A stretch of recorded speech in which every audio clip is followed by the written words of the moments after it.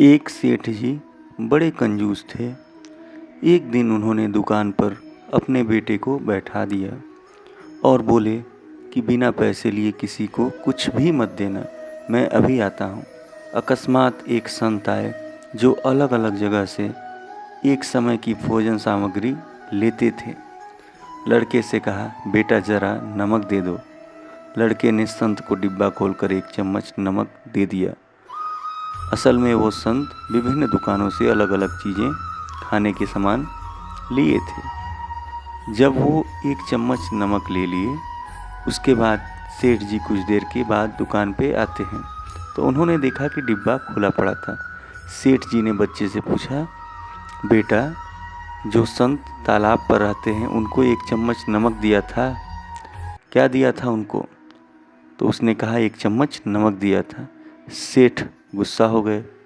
उन्होंने बोला, अरे मूर्ख, इसमें तो जहरीला पदार्थ है, ये नमक नहीं है।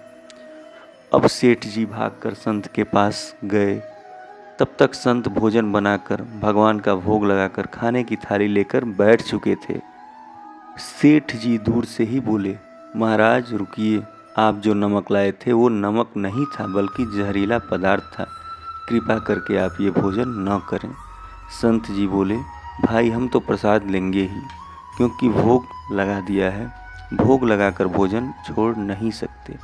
अगर भोग नहीं लगता तो भोजन बेशक छोड़ देते। ये कहकर संत ने भोजन को प्रसाद समझकर खाना शुरू कर दिया। सेठ जी के तो होश ही उड़ गए। वो रात भर वहीं बैठे रहे। सेठ को रह रह कर ये चिंता सता रही थी कि अगर संत को कहीं कुछ हो गया तो बड़ी बदनामी होगी। रात में अगर तबीयत बिगड़ी तो इनको मैं कम से कम वैद्य जी को दिखा दूंगा। यही सोचते सोचते उसे नींद आ गई।